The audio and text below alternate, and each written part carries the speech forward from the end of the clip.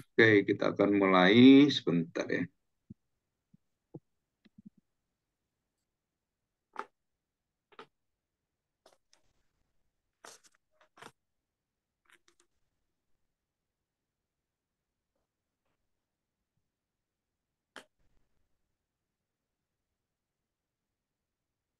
Ya, mari kita masuk dalam doa dulu ya. Kita mohon pertolongan Tuhan. Bapak yang baik, kami bersyukur di hadapan-Mu. Tuhan tolong kami, khususnya hari ini kami memasuki kelas Kristologi, keselamatan, dan juga Roh Kudus dengan waktu yang sangat terbatas. Biarlah kami bisa mendapatkan poin-poin penting dan intisari dari pengajaran yang sangat indah ini. Dan Tuhan tolong kami dengan kuasa Roh Kudus-Mu sehingga kami bisa menyimak dan juga bisa menangkap serta mengunyah, mencerna dalam seluruh pikiran kami, terutama dalam hati kami, dengan kuasa pertolongan anugerah-Mu, sehingga kami bisa menjalani iman kami dengan baik dan benar, dengan menyukakan hati Tuhan. Terima kasih Bapa untuk kebaikan-Mu, dan hanya di dalam Kristus kami mendapatkan seluruh jaminan dan seluruh daripada penyertaan Tuhan. Terima kasih Bapa, di dalam nama Tuhan Yesus kami serahkan doa kami. Amin. Ya, saya akan membacakan satu ayat firman Tuhan ya. Terlebih dahulu ayat dari Roma pasal yang ke Roma pasal 16. Roma pasal 16 ayat yang ke-25. Ya, Roma pasal 16 ayat yang ke-25. Saya bacakan demikian bunyi firman Tuhan. Segala kemuliaan bagi Allah. Bagi Dia yang berkuasa menguatkan kamu menurut Injil. Injil Evangelion ya. Menurut Injil yang kumasyurkan dan pemberitaan tentang Yesus Kristus, sesuai dengan pernyataan rahasia yang didiamkan berabad-abad lamanya. Jadi didiamkan berabad-abad lamanya, tetapi yang sekarang telah dinyatakan dan yang menurut perintah Allah yang abadi. Perintah Allah yang abadi. Jadi sebelum dunia ada itu ada perintah abadi, ada satu ketetapan Tuhan, satu kehendak Tuhan. Dan telah diberitakan oleh kitab-kitab para nabi kepada segala bangsa untuk membimbing mereka kepada ketaatan iman. Bagi Dia, yaitu yang membukakan rahasia tadi, Kristus Yesus, Tuhan Juru Selamat kita, anak Allah, bagi Dia satu-satunya Allah yang penuh hikmat oleh Kristus Yesus, segala kemuliaan sampai selama-lamanya. Amin. Oke, kita baca Efesus pasal 3, ayat yang ke-8, ayat ke-8 sampai dengan 9. Ya, nanti kita teruskan aja ya. Efesus pasal 3 ayat 8 sampai dengan ayat yang ke-9. Kepadaku yang paling hina di antara segala orang kudus, telah dianugerahkan kasih karunia ini untuk memberitakan kepada orang-orang bukan Yahudi kekayaan Kristus yang tidak terduga, dan untuk menyatakan apa isinya, tugas penyelenggaraan. Jadi tugas penyelenggaraan, artinya itu penyelenggaraan itu sesuatu yang sudah dirancang, yang sudah direncanakan, dan akan diselenggarakan dan dinyatakan ya, dipamerkan, didemonstrasikan. Apa isinya tugas penyelenggaraan rahasia yang telah berabad-abad tersembunyi dalam Allah yang menciptakan segala sesuatu, supaya sekarang oleh jemaat diberitahukan berbagai ragam hikmat Allah kepada pemerintah-pemerintah dan penguasa-penguasa di surga, sesuai dengan maksud abadi, tadi sama ya, maksud abadi, yang telah dilaksanakannya di dalam Kristus Yesus, Tuhan kita. Di dalam Dia, kita beroleh keberanian dan jalan masuk kepada Allah dengan penuh kepercayaan oleh iman kita kepadanya.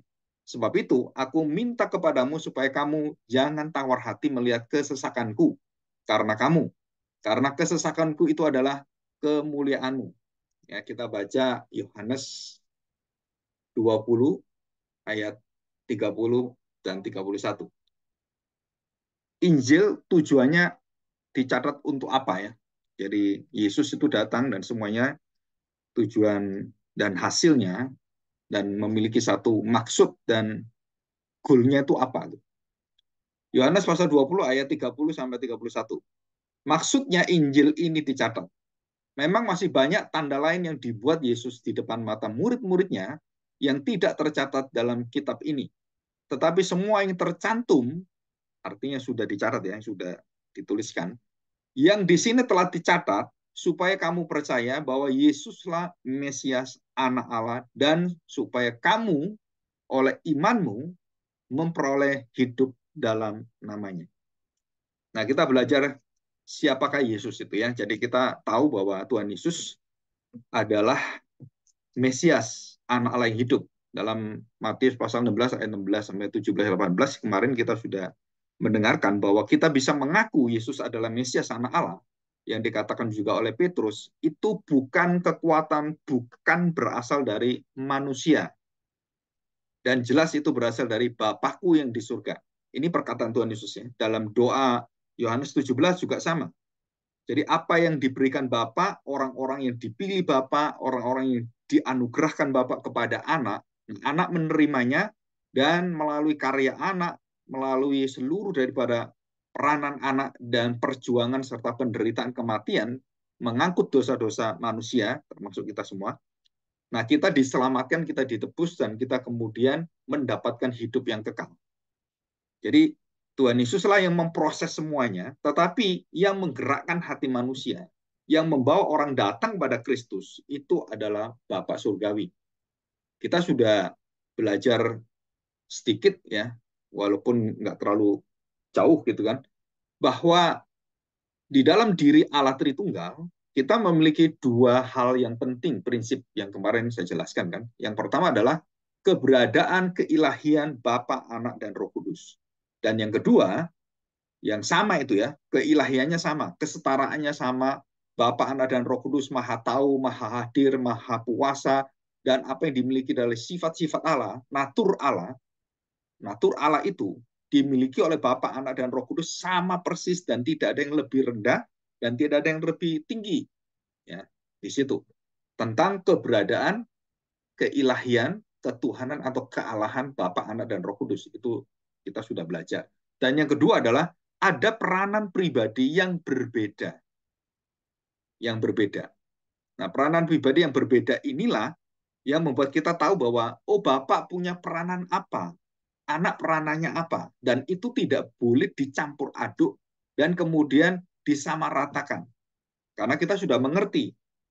Kok bisa mengerti, Pak? Karena Yesus yang memberitahu kita dan memberi pengertian pada kita.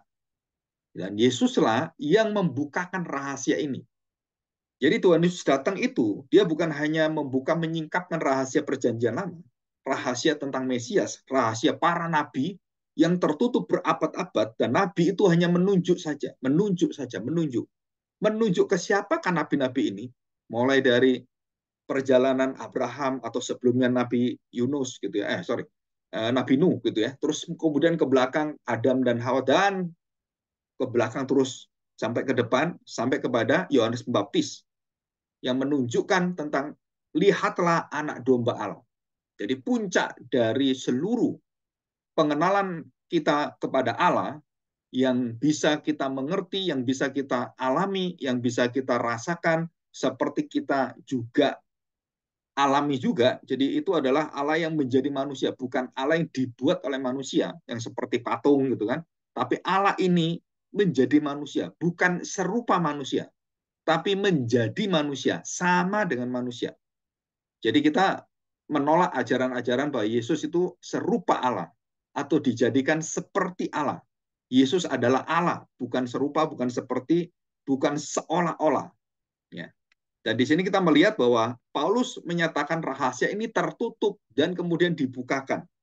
Seluruh nabi selalu menunjukkan, menceritakan, menyaksikan kepada pribadi Mesias ini. Dan Mesias inilah yang akan menyelesaikan seluruh kerinduan manusia yang beribu-ribu tahun. Mereka tidak bisa mendapatkan perkenan dari Tuhan, tidak bisa mendapatkan hidup yang kekal. Dan itu hanya satu pengharapannya di dalam lambang anak domba Allah yang disembelih mati, yang kemudian dipotong menjadi dua kepala dan badannya, dan darahnya ditumpahkan di tabut perjanjian dan di atas tutup perdamaian atau pendamaian. Dan disitulah darah itu menyentuh tutup perdamaian itu, yang ditabut itu, yang dari emas, yang ada serafimnya, serafim dan ketubim itu, yang kiri kanan, dan saudara di situ ditumpahkan darahnya, dan darah itu kemudian dibakar oleh Tuhan.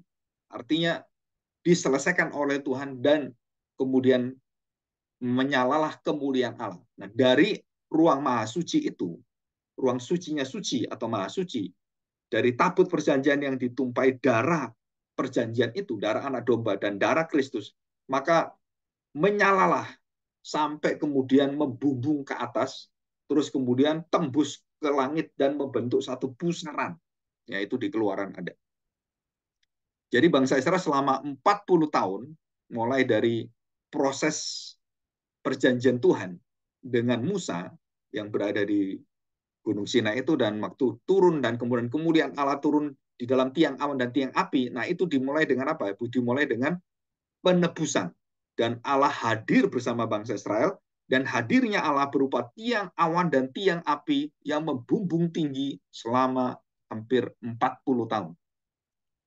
Ya, itu bayangkan, saudara, 40 tahun bangsa Israel berjalan kemana-mana disertai tiang awan dan tiang api. Bangsa manakah yang tidak takut dengan bangsa Israel? Jadi kalau bangsa Israel berjalan, itu tiang awan, tiang api itu ada di atasnya. Dan tidak pernah tinggalkan mereka selama 40 tahun. Jadi kalau kita bawa obor gitu kan, obor kita nggak mati aja, kita kagum. Ini obor ini nyala terus, nggak akan mati. Ya, seperti Olimpiade gitu. Itu hadirat daripada Allah, dan tiang awan dan tiang api itu adalah merupakan simbol keberadaan Allah dan simbol daripada inkarnasi Kristus yang disebut sebagai prainkarnasi Kristus. Ya. Jadi tujuan tertinggi dari seluruh kitab suci adalah membawa orang percaya, mengenal dan menerima Kristus dan menerima anugerah hidup yang kekal. Ini di sini. Nah, sekarang kita akan melihat, ya, menyatakan Yesus itu siapa sebenarnya. Nah, di dalam kitab Perjanjian Baru yang dimulai dengan Matius, 3 kitab, Matius, Markus, Lukas, dan khususnya Matius dan Lukas. Markus tidak ada silsilah Tuhan Yesusnya, tapi ada bagaimana dia waktu masa-masa dia perjalanan hidupnya itu ada. Tetapi yang menyatakan silsilah Tuhan Yesus itu 2 kitab, Matius dan Lukas. Dan 2 kitab ini menyatakan Yesus berasal dari keturunan manusia.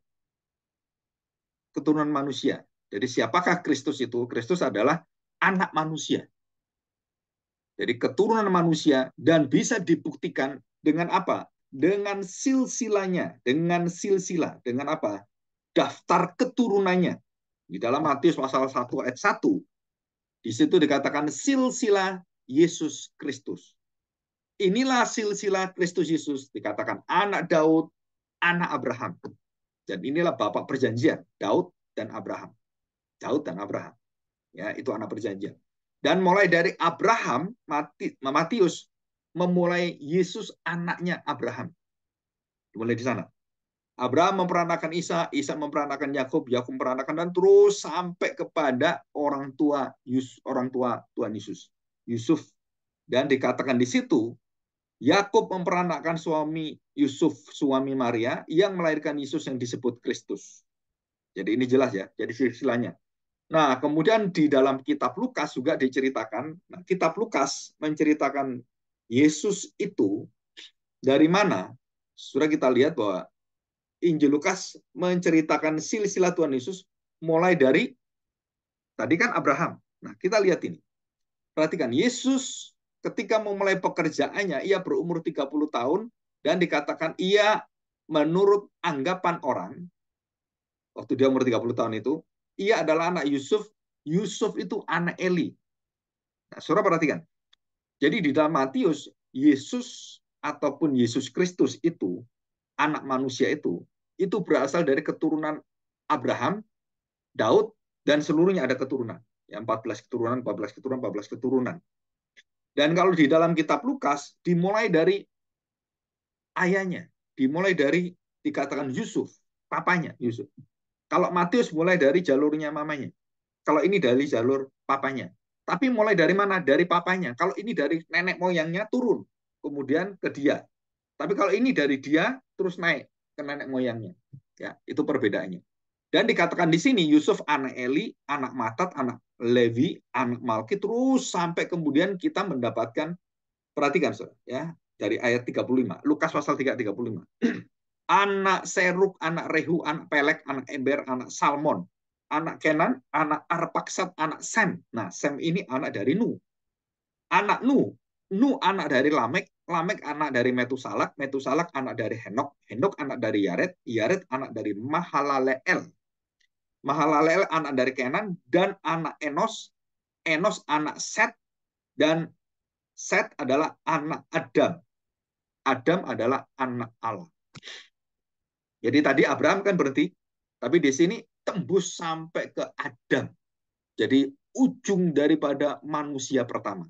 Jadi Yesus adalah anaknya Yusuf, anaknya papa Yusuf, papa Yusuf, kemudian papa sampai kepada Abraham, ya Daud Abraham, dan Abraham papanya papa sampai kepada Adam. Ini dari mana? Jalur kemanusiaan, jalur tubuh duniawi, jasmani, tubuh yang ada darah dagingnya, yang bisa dilihat, yang bisa ditilik. Nah, di situ kan. Tetapi yang paling luar biasa adalah Yohanes. Kenapa Yohanes? Yohanes memberitahukan kita silsilah Tuhan Yesus. Bukan hanya berasal dari keturunan manusia, darah daging manusia, fisikal manusia, tetapi dia berasal dari Allah sendiri.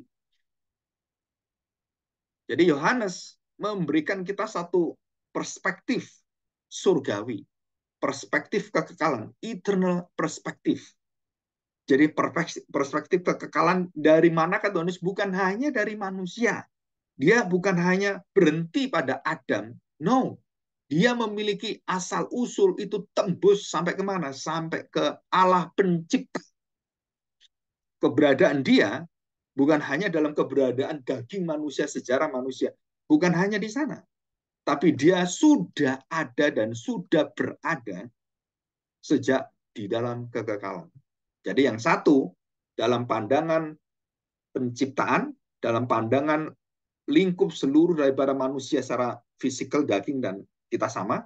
Tapi yang satunya, Yohanes, menembus seluruh daripada asal-usul Kristus, bukan hanya dari keturunan sejarah manusia, alam semesta ini, tapi dia berasal dari kekekalan. Nah, disebut sebagai anak Allah, the Son of God. Ya, itu bukan the Son of Man saja, tapi the Son of God. Nah, di sini kita perlu tahu. Nah, setelah di sini kita melihat bahwa apa yang terjadi dalam firman Tuhan dalam Yohanes pasal 1 ayat 1 dikatakan ayat ini pada mulanya adalah firman. Jadi firman itu yang di dalam Matius dan Lukas diceritakan berasal usul dari keturunan manusia dan puncaknya pada Abraham dan lebih asal lagi dari Adam. Nah, di sini dikatakan bukan dari asal manusia, asal turun. Bukan.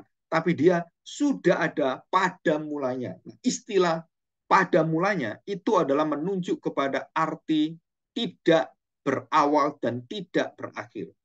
Artinya kekal. Berasal dari kekekalan pada mulanya. Kapan pada mulanya? Ya pada mulanya. Ya mula-mula itu. Nggak ada waktunya. Nggak ada jam Senin, Selasa, Rabu, jam berapa, terus hari apa, tahun apa, bulan apa. Karena tidak ada matahari, tidak ada bulan, dan tidak ada semua yang membentuk hari-hari kita. Di dalam kekekalan, tidak ada waktu seperti kita. Tidak ada rotasi seperti kita. Di dalam kekekalan adalah pada mulanya. Hidup yang tidak berwaktu. Timeless. Ya, tidak berwaktu. Dan dikatakan sini, firman itu bersama-sama dengan Allah, dan firman itu adalah Allah. Jadi semua orang bisa membantah, lu Yesus kan anaknya Adam, dia kan bukan Allah, dia kan anaknya Adam. Ya, betul, anak Adam. Dia bukan manusia. Dan jelas-jelas dia manusia.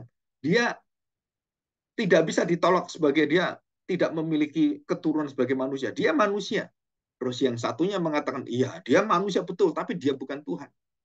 Kenapa? Lah kan dia manusia. Manusia bukan Tuhan, dan Tuhan bukan manusia. Di dalam Malaika pasal 3 dikatakan, Allah bukan manusia, dan manusia itu bukan Allah. Dan itu beda. Nah, dari kalimat-kalimat itu kita akhirnya melihat bahwa banyak orang bisa menerima Yesus sebagai manusia karena ada silsinya keturunannya dan sulit menerima Yesus sebagai Allah karena tidak bisa dilihat keturunannya. Karena ini bukan keturunan daging, dalam waktu kemudian ada kelahiran, ada perkawinan, bukan.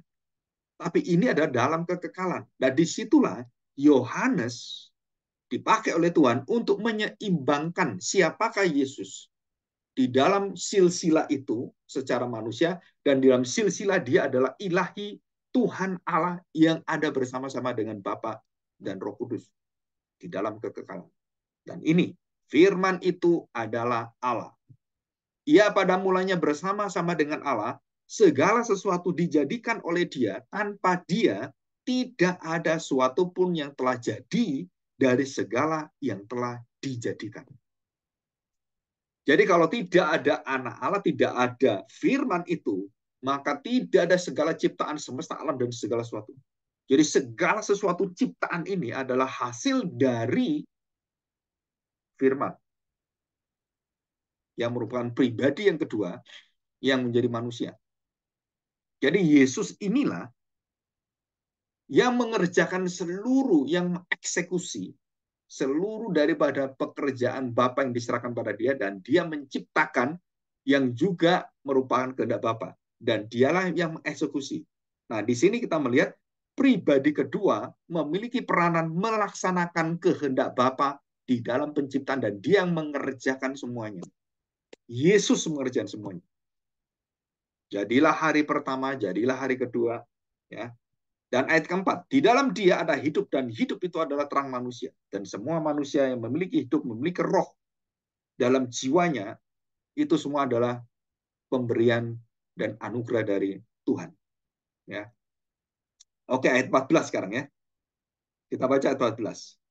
Firman itu telah menjadi manusia dan diam di antara kita, dan kita telah melihat kemuliaannya, yaitu kemuliaan yang diberikan kepadanya sebagai anak tunggal Bapa yang penuh kasih karunia dan kebenaran. Yohanes memberi kesaksian tentang dia. Jadi Yohanes itu kan sudah mewakili nabi-nabi perjanjian lama. Yohanes memberi kesaksian tentang dia dan berseru, inilah dia yang kumaksudkan ketika aku berkata, kemudian daripadaku akan datang dia yang telah mendahului aku. Jadi Yohanes pun tahu bahwa Mesias, Yesus ini, Kristus ini, itu sudah ada jauh mendahului aku. Bukan saat dia lihat, bukan. Dia sudah ngerti, sudah dilihat oleh nabi-nabi, sudah dilihat oleh Abraham, sudah dilihat oleh Yesaya. Kemarin saya menjelaskan ayat-ayat ini. Dikatakan kemudian daripada aku akan datang dia yang telah mendahului aku, sebab dia telah ada sebelum aku ada, sebelum Abraham ada, sebelum mama kita ada, sebelum dunia ada. Dia sudah ada. Menunjukkan apa ini? Keilahian. Memiliki sifat keilahian. Dia adalah Allah. Karena dari kepenuhannya lah kita semua telah menerima kasih karunia demi kasih karunia. Sebab hukum Taurat diberikan oleh Musa, tetapi kasih karunia dan kebenaran datang oleh Yesus Kristus. Nah, saudara, kita belajar sekarang ya, agak mungkin agak ringkas gitu. Nah, perhatikan baik-baik. Tuhan Yesus, mengapa sulit diterima oleh bangsa Israel? Dalam arti dia Allah menjadi manusia. Ini adalah satu penghalang, adalah konsep monoteisme. Nah, dalam konsep monoteisme orang Yahudi ataupun orang Islam dan juga orang-orang yang lain, atau mungkin ada ajaran-ajaran yang lain, monoteisme itu menunjukkan bahwa Allah itu esa, dalam arti esa, tidak memiliki cabang keberadaan yang lain. Jadi Allah yang esa, Allah adalah Allah. Dan waktu dikatakan Yesus itu manusia yang adalah Allah, Allah yang adalah manusia, monoteisme sulit sekali menerima ini. Kenapa? Nggak bisa manusia itu Allah. Kalau Allah jadi manusia bisa nggak? Bagi mereka, ya nggak bisa. Kalau begitu, boleh nggak manusia bisa nggak menjadi Allah? Nah, seluruh konsep dewa-dewa Seluruh konsep penyembahan berhala itu mulai dari mana? Allah menjadi manusia. Bukan, itu kekristenan. Jadi semua konsep mistik dewa-dewa dan semua penyembahan berhala memulai dari mana? Manusia menjadi Allah. Jangan menyembah Allah lain di hadapanku. Itu mulai dari sana. Jadi manusia membentuk Allah, manusia menjadikan dirinya Allah, dan manusia kemudian memakai banyak hal itu menjadi ilah. Itu bisa, bisa. Tapi dia bukan Allah. Patung-patung yang besar, yang disebut Allah, Allah itu kan, dan juga disebut sebagai Elohim juga, patung-patung itu. Juga dikatakan dia raja di atas raja, dia adalah Allah di atas segala Allah. Nah, itu bisa. Jadi menyebut juga disebut sebagai El. Ilah itu dari kata El. El itu artinya Elohim. El itu artinya bentuk dari ringkasan dari Yehova. Dan mereka menyebutkan Elohim. Him itu menunjukkan keberadaan yang banyak di dalam diri Allah itu. Ya, ada pribadi yang bukan hanya satu tapi lebih dari satu. Nah, di sini kita melihat bahwa monoteisme, orang-orang Yahudi, Israel, orang-orang agama-agama Islam itu sangat sulit menerima konsep Yesus itu adalah manusia dan manusia yang berasal dari Allah yang menjadi manusia. Saudara, itu sulit sekali. Kenapa? Karena mereka tidak bisa menembus ini. Dan yang kedua, kalau kita bisa menerima konsep ini, akhirnya kita bisa masuk dalam konsep politeisme. Akhirnya manusia, Allah bisa menjadi manusia, dan bukan hanya satu manusia. Terus dia bisa berinkarnasi kepada manusia-manusia yang lain. Menjadi politeisme. Jadi Allah yang tidak terjangkau itu akhirnya sangat sulit bagi mereka yang monoteisme. Allah yang kemudian bisa dilihat firman itu menjadi manusia, itu sulit sekali. Dan sebaliknya dari politeisme dunia timur, bahwa Allah itu bisa tanda petik berinkarnasi, turun, kemudian memasuki dalam hidup manusia. Jadi seperti Krishna, gitu kan? Krishna itu kan masuk di dalam hidup menjadi manusia, dan dia bisa menjadi Wisnu bisa menjadi Krishna. Terus kemudian dan bermacam-macam bentuk daripada dewa-dewa itu yang menjadi manusia dan bentuk dari kebaikan ataupun kejahatan atau sesuatu kemarahan. Nah, soal itu di dalam politeisme juga triteisme. Triteisme itu seperti konsep Allah itu ada tiga, ya, Brahma, Siwa dengan Wisnu. Nah, seperti itu kan. Itu semua dalam politeisme. Dan inilah kesulitan daripada iman Kristen waktu memberitakan tentang siapakah Kristus. Nah, siapakah Kristus? Yang dari sejak semula itu, saudara, kita tahu bahwa ini tidak mungkin dimengerti oleh pikiran-pikiran manusia yang sangat terbatas. Ya, dalam Yohanes pasal 5 ayat 37. Saya akan bacakan ya, pasal 5 ayat 37. Demikian bunyi firman Tuhan. Bapa yang mengutus aku, dialah yang bersaksi tentang aku. Kamu tidak pernah mendengar suaranya, rupanya pun tidak pernah kamu lihat. Dan firman-Nya tidak menetap dalam dirimu, sebab kamu tidak percaya kepada Dia yang diutusnya. Kamu menyelidiki kitab-kitab suci, sebab kamu menyangka bahwa olehnya kamu bisa mempunyai hidup yang kekal. Tetapi walaupun kitab-kitab suci itu memberi kesaksian tentang aku, namun kamu tidak mau datang kepadaku untuk memperoleh hidup kekal itu. Aku tidak memerlukan hormat manusia. Tetapi tentang kamu, memang aku tahu bahwa di dalam hatimu kamu tidak mempunyai kasih akan Allah. Ya, jadi mereka tidak menerima kasih akan Allah. Jadi di sini kita jelas bahwa Kristus itu sudah berada sebelum dia menjadi manusia.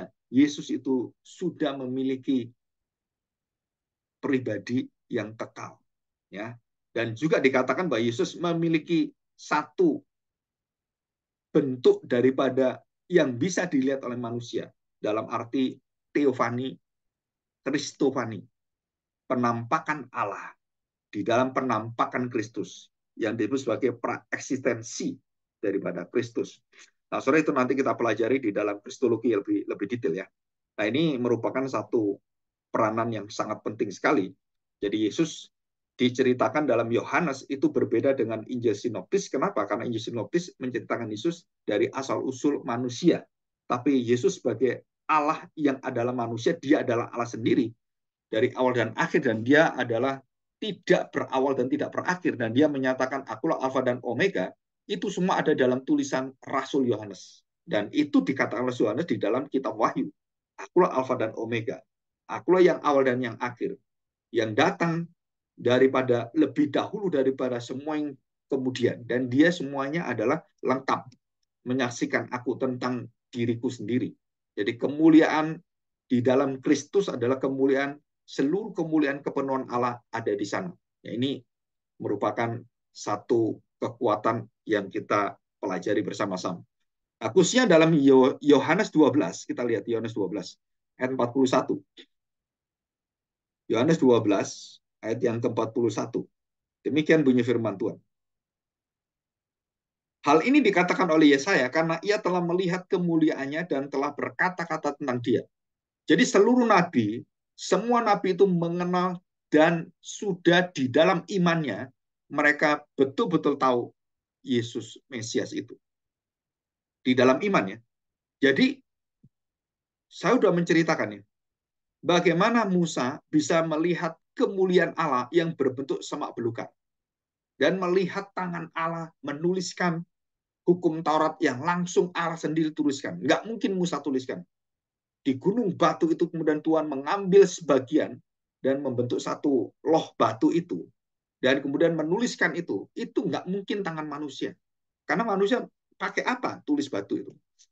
Ya, mungkin sekarang ada teknologi sinar laser gitu kan, dan itu bisa dilakukan. Tapi zaman dulu nggak pernah bisa kepikir ke sana. Dan kemampuan Musa nggak bisa ke sana. Jadi itu adalah penampakan dari diri Allah yang bertemu dengan Musa dan menyatakan bahwa dirinya adalah bisa dikenal, dirinya bisa dirasakan, bisa dilihat, dan kemuliaannya ada di sana. Dan itu kemuliaan siapa? Kemuliaan anak, bukan kemuliaan Bapak Surgawi. Karena tidak ada orang melihat dan tidak ada orang mendengar, yang seperti kita lihat tadi, kita baca dalam Yohanes pasal 5 ayat 37. Tidak ada satu orang pun yang pernah melihat Bapak dan mendengarkan Allah Bapak itu.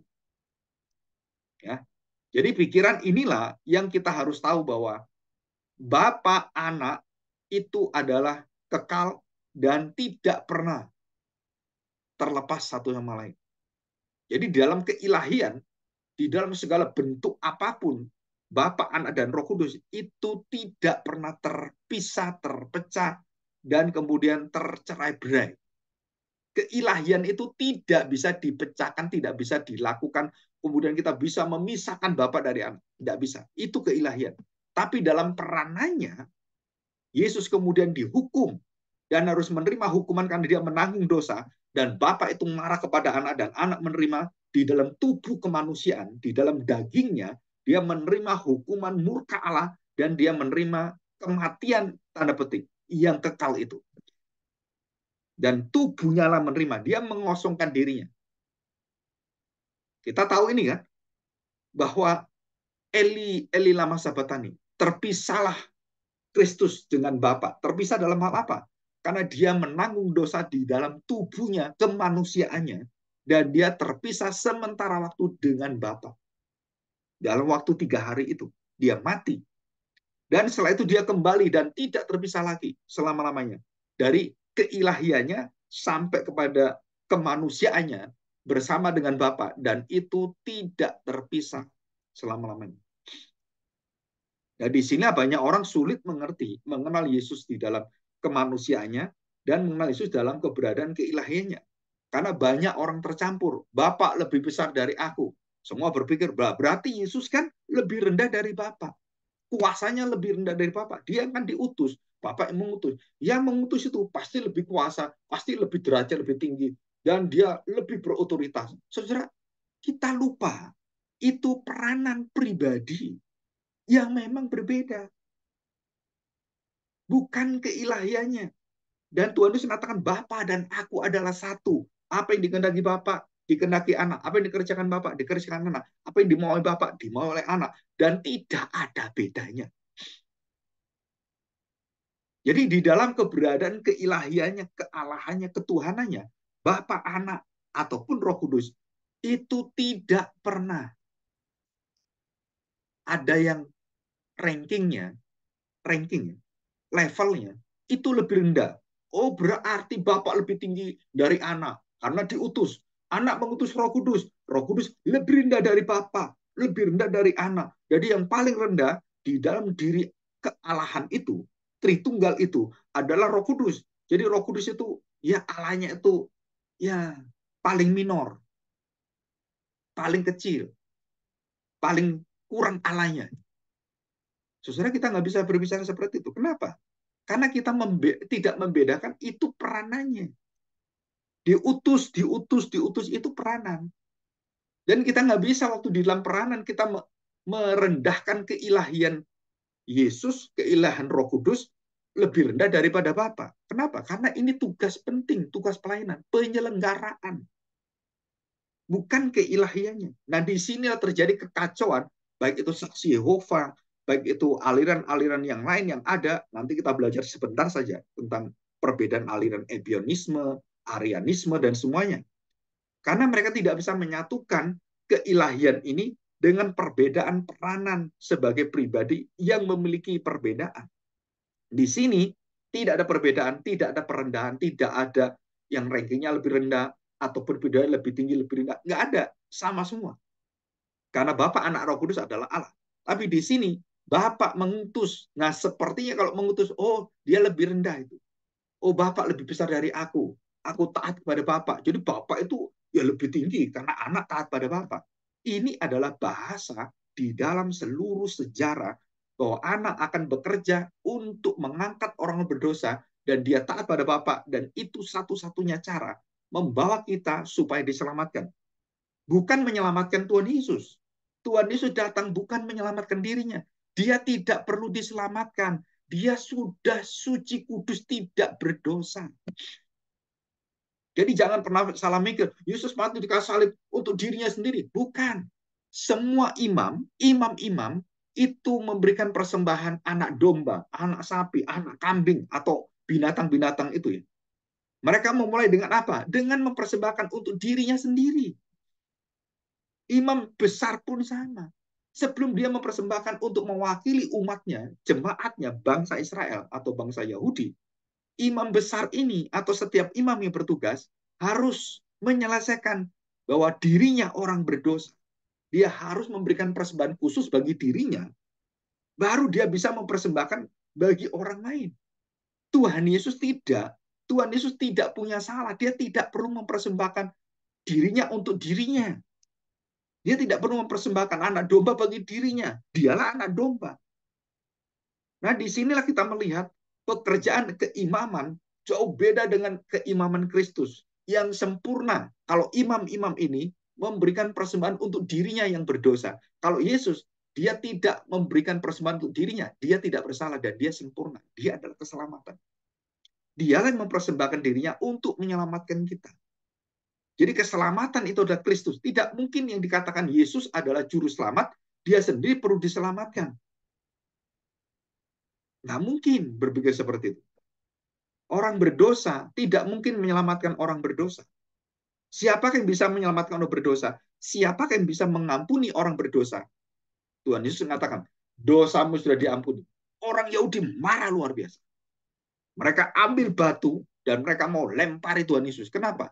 Kamu menghujat Roh Kudus. Siapa kamu? Beraninya kamu mengampuni dosa orang. Jadi bagi orang Yahudi konsepnya benar. Benar. Yang bisa mengampuni hanya Tuhan. Kenapa hanya Tuhan? Kenapa hanya Allah? Karena Allah tidak berdosa. Dia sempurna, dia kudus. Yang kudus lain bisa mengampuni orang-orang berdosa. Jadi Tuhan Yesus waktu berbicara, dia ampunilah dosamu. Selamatlah kamu. Imanmu menyelamatkan kamu. Itu orang Yahudi marah semua. Kenapa marah? Kamu menghujat Roh Kudus. Kamu menghujat Allah. Kamu melawan Allah kami. Akhirnya Yesus harus dibunuh. Jadi puncak kebencian orang Yahudi itu karena Yesus mengucapkan dan mengatakan dia adalah Allah. Dia bisa ngampuni. Dia bisa melakukan semuanya. Kita belajar itu ya. Dan banyak orang sulit mengerti ini. Mengerti apa? Yesus yang memiliki keilahian sama, ketuhanan sama, dan dia juga berada dalam peranan sebagai kemanusiaannya, dia harus berjalan hidup taat sesuai dengan kehendak Bapaknya. Itu bukan menunjukkan keilahiannya itu rendah, keberadaan dia lebih rendah, bukan, Sir. Itu adalah ketaatan dia waktu menjalankan seluruh karya keselamatan untuk menebus manusia. Jadi termasuk kalimat Bapak lebih besar dari aku, anak tidak tahu kapan waktunya terjadinya akhir zaman itu. Anak akan datang, anak nggak tahu. Di dalam apa? Ketaatan dia, di dalam dia berjalan melalui seluruh daripada kehendak Bapa yang dia lakukan dan tidak boleh ada yang dia langgar satupun. Kalau dia mengatakan, oh anak tahu, nanti saya beritahu. Dia melanggar dan sudah hancur semuanya. Kenapa? Karena Allah itu sempurna. Kekudusan itu sempurna. Keadilan Allah sempurna. Kebenaran Allah selalu sempurna. Begitu Yesus salah melangkah satupun, atau dia mengatakan kalimat salah, dia langsung batal semuanya. Dan itu tidak mungkin. Ya, jadi ini konsep yang betul-betul kita harus mengerti ini. Ya. Dan dikatakan Bapa ada aku dan Bapa adalah satu. Saudara, itu menunjukkan seluruh keberadaan Yesus dan Bapa itu utuh sama dan tidak ada yang lebih tinggi, lebih rendah, atau lebih lemah dan lebih kuasa, atau lebih berpengetahuan atau lebih rendah pengetahuannya. Saudara, tidak ada. Ya, dikatakan sebelum Yohanes ada, sebelum manusia ada, sebelum dunia ada, Firman itu bersama dengan Allah. Pada mulanya Firman itu bersama dengan Allah. Dan Firman itu adalah Allah. Musa, Yosua mengenal Tuhan Yesus. Pak, bagaimana Yosua mengenal Tuhan Yesus? Yosua pernah melihat satu bala tentara Allah yang sangat besar, dan Yosua menyembah bala tentara ini. Dan siapakah bala tentara ini? Itu adalah Yesus sendiri. Yakub bergumul dengan tanda petik pre-eksistensi Yesus dalam kemanusiaan yang bisa bergumul, yang bisa dibanting-banting seperti itu. Dan Yakub bergumul, bergulat dengan Tuhan Yesus. Dalam hal apa? Di dalam hal pra kemanusiaannya. Jadi Tuhan Yesus bisa menampakkan diri, dan Tuhan Yesus bisa dilihat dan bisa berbicara, bahkan bisa digulat. Bisa digulat. Dan kemudian Yakub melihat itu. Dan bukan sekali. Yakub melihat sang anak Allah ini. Dan waktu dia mimpi ada tangga menuju surga. Nah, dia melihat ada anak manusia di sana. Dan itulah Yesus. Ya, jadi prainkarnasinya. Jadi saya sudah beri penjelasan ini dengan ringkas. Dan kemudian apa yang membuktikan Tuhan Yesus itu adalah Allah. Saudara, banyak di Alkitab. Kalau manusia sangat mudah. Dia menangis, dia bisa sedih, dia kemudian bisa melakukan banyak hal seperti manusia, dia sangat terbatas, dan waktu dia mau dibunuh, tidak ada yang bisa melarikan diri tempatnya, tiba-tiba dia seperti mengalami satu kekuatan kuasanya dan keluar dari orang-orang yang mengerumuni dia, karena belum waktunya.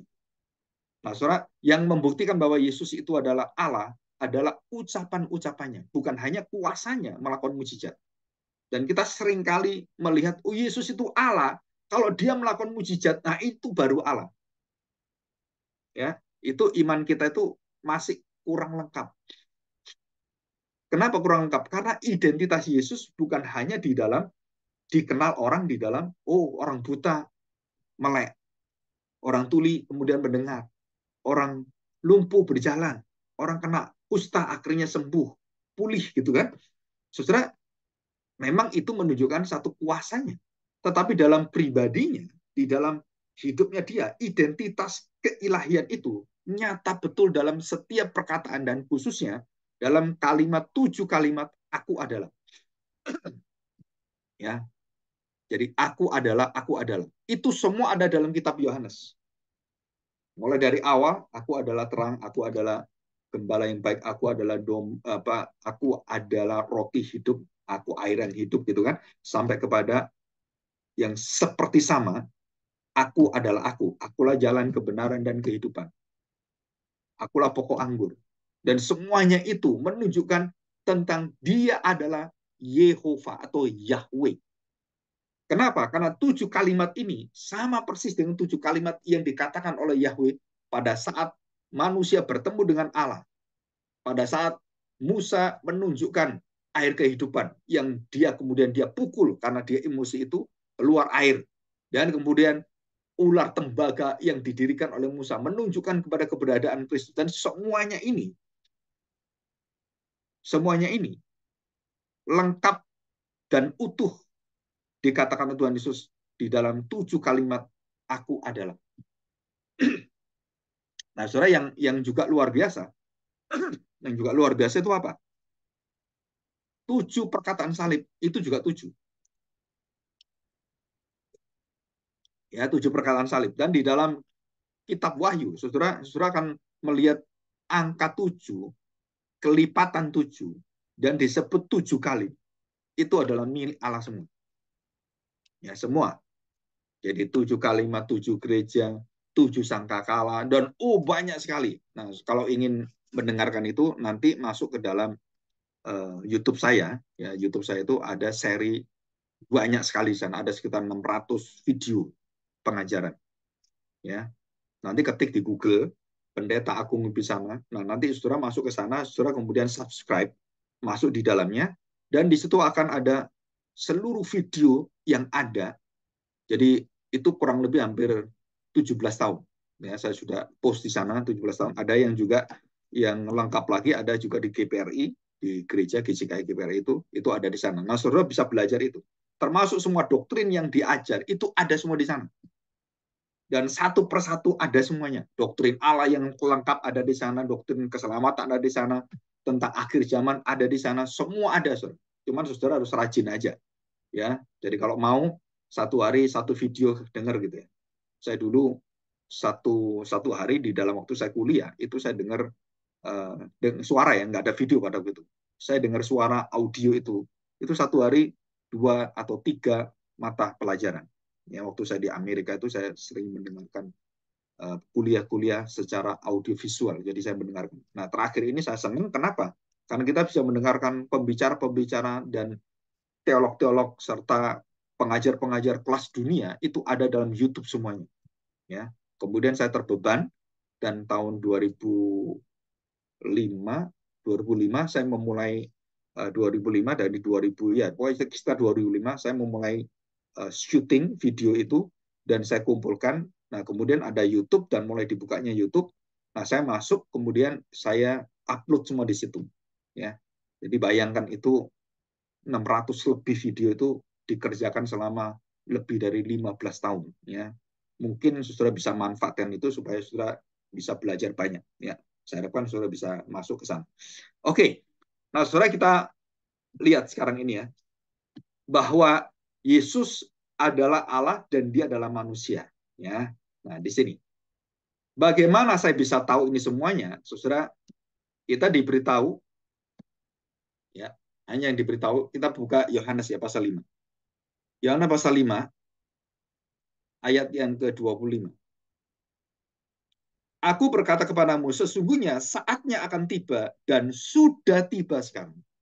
Bahwa orang-orang mati akan mendengar suara anak Allah dan mereka mendengarnya akan hidup. Jadi Alkitab memberitahukan kita, lain dengan kitab suci yang lain. Kitab sucinya orang-orang agama lain. Apa bedanya? Bedanya adalah, di dalam Alkitab, semua manusia yang keturunan Adam ya, di dalam Roma pasal 5, ayat 12, Roma pasal 5 juga, kalau sudah baca semuanya, itu berkaitan dengan Adam dan Kristus. Semua manusia yang lahir di dalam dosa.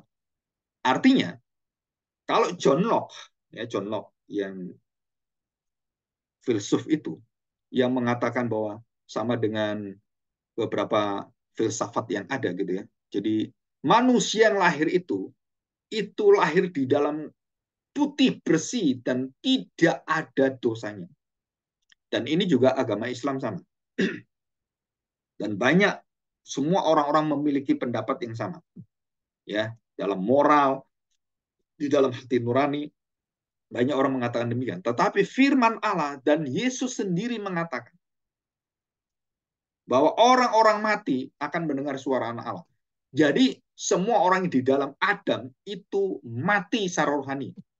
Roma pasal 3 ayat 23, Roma pasal 6 ayat 23. Dan saudara lihat semua. Roma 3 pasal 3. Coba kita lihat ya. Roma pasal 3 ayat yang ke-10.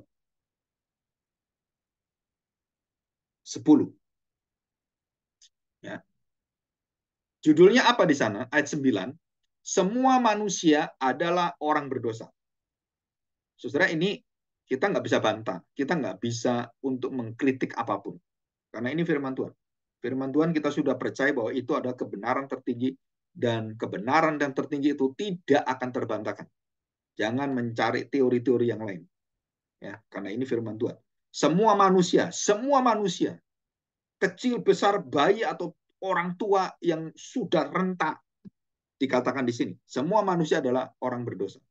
Apa arti orang berdosa? Semua manusia mati di dalam rohaninya dan mati dan tidak bisa mendengarkan suara kekekalan. Tidak bisa menerima hidup kekal.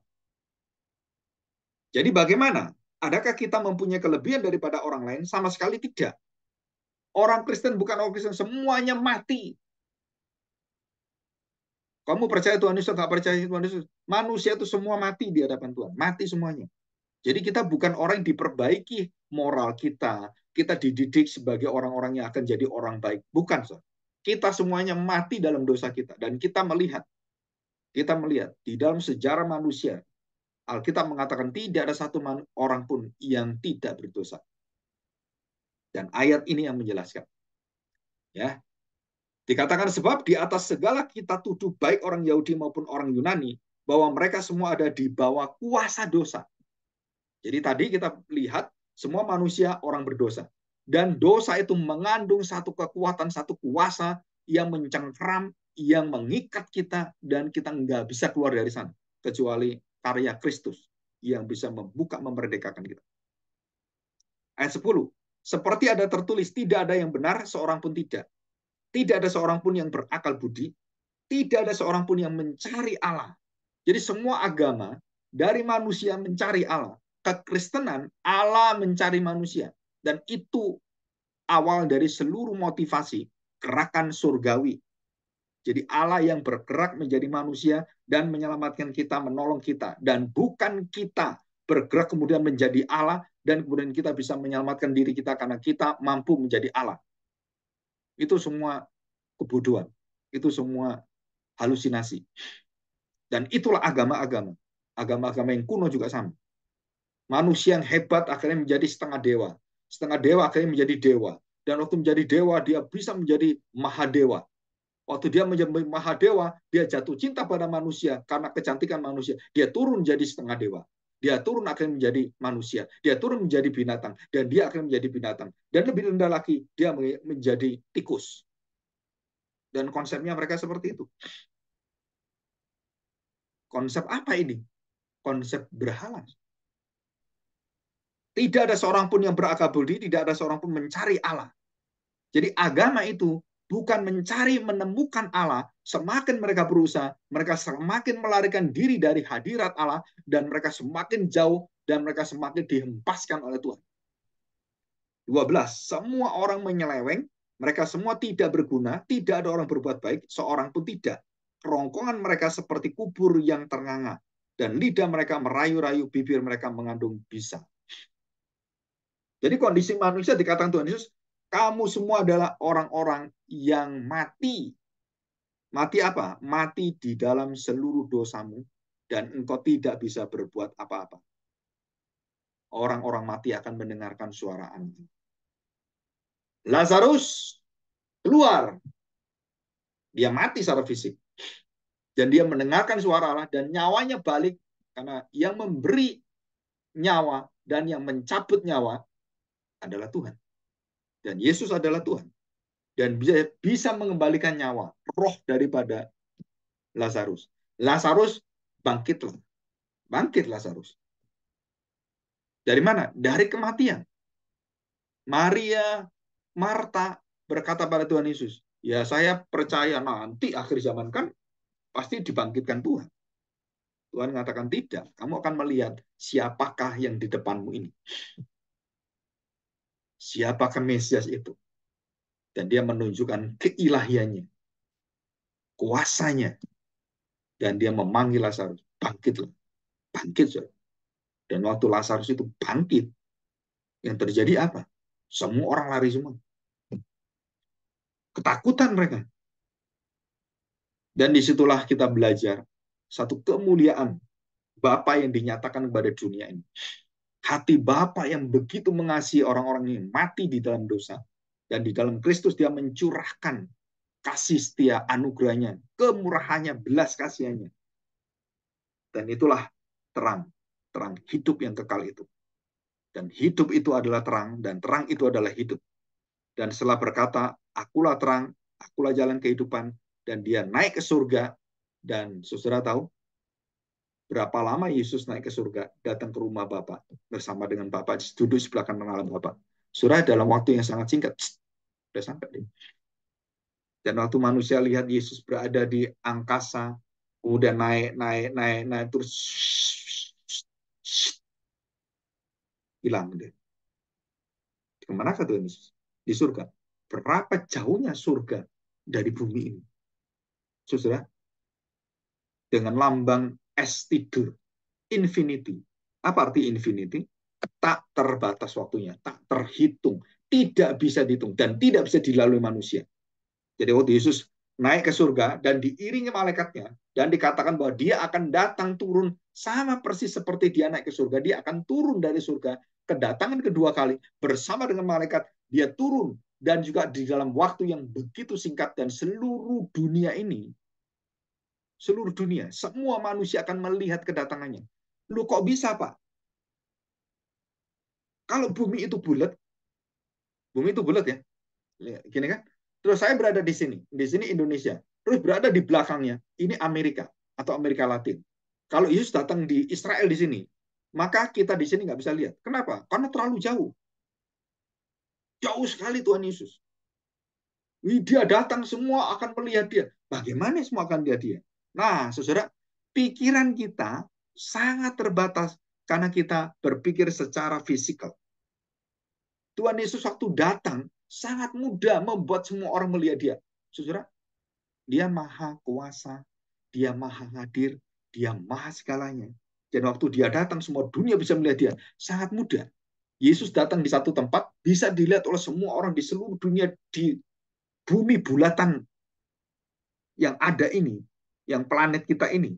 Saudara, dia datang di satu tempat ini, karena bumi bulat, seluruh yang di belakang bumi ini semuanya bisa lihat, bisa, karena itu adalah kemahakuasaan dan keilahian. Bagaimana caranya? Nggak tahu saya. Oh ya Pak, pakai internet, kemudian disiarkan, Tuhan Yesus datang, disiarkan langsung, live streaming gitu kan? Bukan loh. Tidak dikatakan ada satelitnya, kemudian ada siarannya, nggak ada itu. Tuhan Yesus waktu naik ke surga dan datang itu, nanti datangnya banyak orang akan melihat dia. Saudara, itu tidak memakai cara-cara teknologi manusia. Dia memakai cara surgawi. Ya, bagaimana? Saya nggak tahu. Dan itulah kuasa keilahian dia. Dan dikatakan jelas sekali, jadi hanya Yesus yang memberikan jalan, dan hanya Yesus bisa memberikan hidup yang kekal, dan dialah berita keselamatan. Dan dialah keselamatan itu sendiri. Ya, jadi ini merupakan satu keindahan. Oke ya. Nah, kita lihat sekarang, kita masuk. Ya. Kita masuk, ada beberapa menit ini. Nah, saudara, kita belajar gambar ini. Nah, ya. Ada 6 dasar pemikiran kesesatan yang dalam sejarah gereja Tuhan atau sejarah pengajaran kita hidup ini ya, dalam sejarah gereja yang menolak Kristus. Kita bedakan hanya dalam 2 garis besar. Yang satu adalah keilahian, yang satu adalah kemanusiaan. Ya. Jadi yang satu menerima keilahian, menolak kemanusiaan. Yang satu menerima kemanusiaan, menolak keilahian. Ya. Jadi yang ebionisme, kalau kita lihat gambar di sini, ebionisme mengatakan bahwa Yesus itu bukan Allah, dia manusia. Dia seutuhnya manusia, dia bukan Allah. Dan yang kedua, aliran kedua yang mengajar sampai dengan saksi Yehova, Arianisme atau Arianus mengatakan Yesus itu manusia seutuhnya dan dia bukan Allah seutuhnya. Jadi ini setengah. Yesus itu tidak sepenuhnya Allah. Dia Allah yang kecil. Dia Allah separuh. Dia sebagian hidupnya Allah. Tapi dia dasarnya adalah manusia. Jadi ebionisme dan arianisme menerima Yesus sebagai manusia. Tapi tidak menerima Yesus sebagai Allah. Arianisme menerima Yesus sebagai manusia dan dia mendapatkan kuasa Allah. Tapi dia bukan Allah. Dia tidak sepenuhnya Allah. Jadi bisa ngerti ini kan? Nah, inilah aliran yang tidak mengaku Yesus sebagai Tuhan. Arianisme, Saksi Yehova, atau Yahweisme sama. Atau aliran dari beberapa pendeta yang mengajar Yesus bukan Allah, tetapi Yahweh yang Allah. Nah, itu di sini. Jadi tidak mengakui keilahian Kristus sama dengan Bapa, setara dengan Bapa. Nah, itu ada alirannya. Ya, mungkin kalau sudah tahu pendetanya siapa, sudah tahu ya. Namanya siapa, udah banyak di YouTube itu. Nah, sekarang kita belajar yang menolak kemanusiaan. Tadi kan menerima kemanusiaan. Adalah doketisme. Jadi Yesus betul-betul dia itu Allah, dia bukan manusia. Tapi dia Allah yang bisa menggunakan topeng. Berperan sebagai, oh dia sebagai anaknya ini, dia sebagai anaknya Yusuf, dia bisa memakai topeng sebagai manusia. Namanya doketisme. Dan ini aliran sesat juga. Yesus bukan manusia. Dia bukan manusia. Sama sekali dia adalah Allah dan dia bukan manusia. Dan yang kedua, apolorianisme, Yesus tidak sepenuhnya manusia karena dia juga diberi dalam dirinya yang menolak manusia. Jadi manusia itu adalah dia dipakai dan kemudian ditinggalkan. Nah, apolorianisme lebih menuju kepada bahwa Yesus itu Allah dan dia memakai manusia di dalam kemanusiaan dia waktu sementara menjadi manusia dan kemudian dia tinggalkan manusia itu. Jadi dia tetap menjadi Allah. Jadi Yesus bukanlah seutuhnya manusia, dia hanya sebagian manusia. Jadi doketisme dengan apolorianisme sama. Apa kesamaannya? Tidak menerima Yesus adalah manusia seutuhnya. Sedangkan ebionisme dan arianisme tidak menerima Yesus adalah Allah, ya, bukan Allah. Nah, kemudian kita lihat sekarang ini ya. Nah, karena Yesus manusia dan Yesus adalah Allah, sama dia manusia Allah, dan ada dua aliran yang bertolak belakang, yang bernama Nestorianisme dan Eutychianisme. Ya, ini ada di semua. Nah, Nestorianisme, Yesus memiliki dua pribadi. Jadi dalam diri Yesus ada manusianya sendiri dan ada Allahnya sendiri. Dua pribadi ini berbeda. Alkitab mengatakan Yesus hanya satu pribadi, memiliki dua sifat manusiawi dan dia dua sifatnya yang kedua adalah dia adalah ilahi. Dan dua sifat ini tidak berbeda pribadinya dalam satu pribadi. Seutuhnya dalam satu pribadi. Jadi itu Nestorianisme menolak Yesus memiliki satu pribadi, dikatakan oleh Nestorianisme Yesus memiliki dua pribadi. Jadi pribadi Allah dan pribadi manusia. Dan kemudian pribadi Allah pribadi manusia itu bercampur. Saling saling ini waktunya manusia, ini waktunya Allah, ini waktunya manusia, gitu bergantian. Jadi interchangeable, ya. Oke, yang kedua adalah dua natur. Eutychianisme mengatakan Yesus hanya memiliki satu natur yang bercampur. Ya. Jadi kemanusiaan dan keilahiannya itu tidak berbeda, udah campur aja. Yang satu mengatakan dua pribadi, yang satu naturnya bercampur. Jadi di dalam Tuhan Yesus punya satu pribadi ini, dia memiliki pribadi, dia juga memiliki dua natur itu campur. Ya.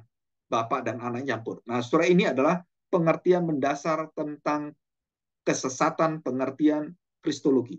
Ya, kita tidak terima ini, kesesatan ini ya. Dan kita tidak menerima. Kenapa? Nah, ini kalau kita bayangkan Yesus yang manusia dan Yesus yang Allah, itu dipisahkan seperti ini. Yang satu dijadikan satu, dan yang mengalahkan adalah ilahinya lebih tinggi dan diutamakan, yang satunya manusia yang lebih diutamakan. Yang satunya memisahkan itu menjadi dua pribadi. Gambarannya seperti ini. Nah, aliran itu apa? Disebut apa? Saudara, itu ada aliran yang dipengaruhi oleh gnostisisme, yang mengajarkan bahwa Allah adalah Allah yang tidak pernah bisa dijangkau oleh manusia. Sehingga seluruh bapak gereja yang tidak bisa mengerti pengertian Alkitab, yang Yesus adalah memiliki dua natur. Dia adalah manusia seutuhnya dan dia adalah Allah seutuhnya. Dan pribadinya bukan dua, tetapi satu. Dia satu pribadi memiliki dua natur. Dan dua natur ini tidak bertabrakan. Ya, tidak saling bertabrakan. Nah, saudara, itu ada di dalam satu chart, satu gambar yang saya buat, tapi ini biasanya kalau di kelas kristologi saya bahas lebih detail. Ya, oke. Nah, jadi pribadi Allah dan pribadi manusia itu, saudara, tidak bercampur, tidak bercampur. Jadi kayak orang itu seperti di mix gitu kan, tapi itu berdiri sendiri, tetapi keterikatannya itu di dalam pribadinya, bukan pada sifatnya, tapi pada pribadinya, dan dia yang mengatur semuanya. Jadi kalau kita lihat itu natur Allah dan natur manusia itu lebih sebelah kanan. Kalau kita lihat ini ya gambar saya itu, jadi itu ada keterikatan tapi bukan di blending, bukan dicampur, tetapi tidak bercampur, tapi saling terkait di dalam kekuatan keseimbangan yang hanya bisa dibagi dirasakan oleh Tuhan sendiri. Dia yang mengatur, bukan kita. Jadi kita nggak bisa ngerti, ya udah dicampur aja gitu kan. Oh ya, kalau susah, ya ada dua pribadi saja. Nah, kita nggak bisa punya pengajaran yang melebihi daripada, yang menyalahi daripada pengajaran Tuhan sendiri. Jadi dia memiliki pribadi yang sama. Nah, nanti ada masalah-masalah yang perlu kita pelajari, masalah-masalah itu ya. Oke, kita akan masuk di dalam doktrin Roh Kudus ya, yang awal. Nanti kita lanjutkan dalam doktrin Roh Kudus dan keselamatan. Setelah perhatikan baik-baik, tadi Roh Kudus kita sudah pelajari dalam Allah Tritunggal dan juga di dalam Kristologi. Roh Kudus ini tidak berbeda dengan Bapa, tidak berbeda dengan Anak. Di dalam keilahiannya, di dalam peranannya, mereka punya peranan berbeda. Jadi fungsi peranan Roh Kudus itu memiliki perbedaan, tapi keberadaannya sama. Ya, dan kita akan pelajari apa sih pekerjaan tertinggi, termulia, yang terpenting dari Roh Kudus. Ya, jadi kita lihat ini. Pekerjaan yang terpenting dari Roh Kudus itu apa? Kita lihat Yohanes 14. Yohanes 14 ya. Yohanes 14 kita akan break karena kita molor 15 menit ya. Kita akan break 19.45 ya. Oke. Yohanes 14 ayat yang ke-15 dan 17. Saya bacakan di sini. Pekerjaan penghibur. Yesus menjanjikan penghibur. Nah, perhatikan ya. Ayat yang ke-15, Yohanes 14 ayat 15. Jikalau kamu mengasihi aku, kamu akan menuruti segala perintahku. Aku minta kepada Bapa. Jadi Tuhan Yesus bukan kehendaknya Tuhan Yesus ya, dia meminta kepada Bapa. Ia akan memberikan kepadamu seorang penolong yang lain, Parakletos. Jadi para itu artinya yang mendampingi, yang bersama dengan kita, yang selalu akan bersama. Kalau kita berada, dia akan menjadi pendamping kita, yang akan menyertai kita di dalam seluruh kepenuhan Kristus. Dia membuahkan semuanya, dia mewujudkan semua keinginan Tuhan Yesus, perkataan Tuhan Yesus. Itu adalah penolong yang lain ini, atau Roh Kudus. Supaya ia menyertai kamu selama-lamanya. Apa itu dan siapa itu? Yaitu Roh kebenaran. Dunia tidak dapat menerima dia, sebab dunia tidak melihat dia, dan tidak mengenal dia. Tetapi kamu mengenal dia, sebab ia menyertai kamu dan akan diam di dalam kamu. Jadi Alkitab mengatakan ada dua istilah kita didiami. Yang pertama ya, kita didiami oleh Kristus. Yang kedua, kita akan didiami di dalam Kristus. Ada dua diam lagi yang akan mendiami hati kita, yaitu Roh Kudus. Jadi Roh Kudus menghadirkan Kristus, karya Kristus, dan memotretkan darah Kristus di dalam hidup kita, karya Kristus dalam hidup kita, dan dengan karya Kristus itulah Roh Kudus hadir di dalam karya, di dalam pekerjaan Kristus dalam hati kita. Jadi Roh Kudus tidak akan hadir kalau kita tidak lahir baru, kalau kita tidak mendapatkan perjanjian darah Kristus. Roh Kudus tidak akan hadir dan dia tidak akan menempatkan dan menjadikan kita menjadi bait Allah. Ya. Jadi bait Allah itu siapa? Ya, Yesus itulah bait Allah. Dan bait Allah Yesus itu tubuh Yesus yang berdiam menjadi manusia, berdiam dalam hidup kita, dalam hati kita, dan hati kita menjadi baitnya yang kudus. Dari mana bait saya ini kudus? Karena Roh Kudus melalui tubuh Kristus, bait Allah yang kekal ini, dan menjadikan kita menjadi baitnya, rumahnya. Saudara, ini menangkap istilah ini. Jadi Kristus adalah bait Allah yang awal, yang sulung keselamatan kita, dan tubuh daripada Kristus itu menjadi tubuh kita, nyawanya menjadi kita, darahnya menjadi darah kita, dagingnya menjadi daging kita, dan mendiami kita menjadi baitnya. Jadi baitnya. Siapa yang menjadikan ini adalah Roh Kudus. Dia akan menyertai dan tinggal di dalam kamu selamanya. Dikatakan selama-lamanya. Jadi saya tanya, kalau ada orang Kristen yang kerasukan, berarti roh itu merasuki orang Kristen ini, dan kemudian hatinya, jiwanya dikuasai oleh roh setan itu. Bisa nggak orang Kristen yang memiliki meterai Roh Kudus, bait Kristus, tubuh Kristus, dan dimeteraikan oleh Roh Kudus, dan Roh Kudus diam bersama diamnya Kristus. Roh Kudus diam di dalam diamnya Kristus, diam di dalam diamnya kita, di dalam rumah kita, bait Allah kita. Ya. Jadi Roh Kudus berdiam dengan kuasa daripada kediaman Kristus, tubuh Kristus, darah Kristus, dan mendiami hati kita. Bisakah setan, roh setan, kemudian menggantikan Roh Kudus, mengusir Roh Kudus, dan mengusir darah Kristus? Jawabannya apa? Saudara, kita belajar dari doktrin Alkitab. Yang jelas itu yang kita pegang. Yang kabur itu harus dijelaskan dengan jelas. Dan itulah Alkitab menafsirkan Alkitab. Jadi kalau ada orang mengajar, oh orang Kristen itu harus mengalami tanda petik pelepasan. Dalam hal apa? Saudara, supaya roh setannya itu dikeluarkan, kemudian Yesusnya baru bisa masuk. Nah, saudara, banyak orang seperti itu. Tapi kalau bagi kita orang-orang yang sudah percaya, bisakah orang sudah percaya itu, yang sudah mendapatkan jaminan materai daripada Roh Kudus, materai darah Yesus itu, bisa nggak diusir, digantikan oleh roh setan? Roh yang di dalam kamu jauh lebih besar. Itu suratan Yohanes mengatakan demikian. Roh di dalam kamu jauh lebih besar daripada roh-roh yang lain.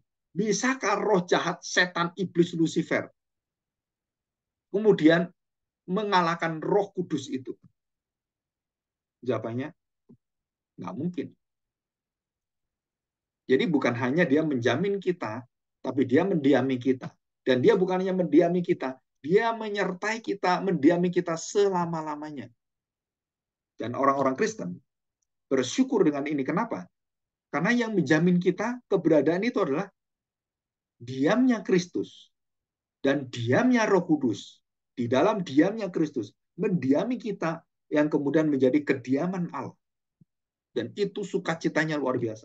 Dan orang-orang seperti ini kita lihat seperti Daud. Di dalam hidupnya dosa datang silih berganti, perzinahan datang, perampokan datang, terus kemudian perampasan datang, pembunuhan datang, kelicikan datang, kebohongan datang, dan Roh Kudus menyertai Daud. Dan Daud bertobat. Mazmur 51, Mazmur nomor 51, atau kita ngomong pasal 51. Dan dikatakan roh Allah itu jangan sampai meninggalkan jiwaku. Luar biasa Daud. Ya. Tapi Saul ditinggalkan oleh Tuhan. Roh Tuhan tidak bersama dengan Saul lagi. Dan ayatnya ada. Ya. Jadi pekerjaan tertinggi termulia Roh Kudus itu apa? Nah, kita lihat Yohanes 16. Ya, Yohanes 16. Yohanes 16 ayat yang mulai dari ke-8 ya. Perhatikan, Saudara. Pekerjaan Roh Kudus. Ya, perhatikan ya. Dan kalau ia datang, ia akan menginsafkan dunia akan dosa. Menginsafkan dunia akan dosa. Yang pertama. Yang kedua, kebenaran. Dosa, kebenaran. Jadi setelah dosa kita tahu kita dosa, maka kita dibawa dalam hidup dalam kebenaran. Dan setelah itu apa? Kita akan menghadapi penghakiman karena kita sudah dibenarkan dari dosa kita. Maka penghakiman kita menjadi orang-orang yang akan mendapatkan seluruh daripada janji Allah. Dan waktu kita dihakimi, Roh Kudus menyatakan pada kita, jangan takut dihakimi, karena kita sudah mendapatkan pembela kita. Kita sudah mendapatkan yang akan menjadi orang, yang akan menjadi diri kita, yang akan menjadi benteng kita, menjadi jaminan kita, yaitu pembela kita, Yesus Kristus. Jadi Roh Kudus ini, pekerjaannya adalah membawa kebenaran, dan kemudian membawa kita mengerti dosa kita, dan kemudian kita diberi satu keyakinan penghakiman Allah bukan untuk membinasakan kita. Penghakiman Allah untuk membawa kita dalam keadilan, kebenaran Allah, dan menjamin hidup kekal kita karena kita memiliki Kristus. Ya, itu pekerjaan Roh Kudus. Dan kalau ia datang, dia akan menginsafkan, menyadarkan. Ya. Maksudnya akan dosa itu apa? Ayat 9. Akan dosa karena mereka tidak percaya kepadaku.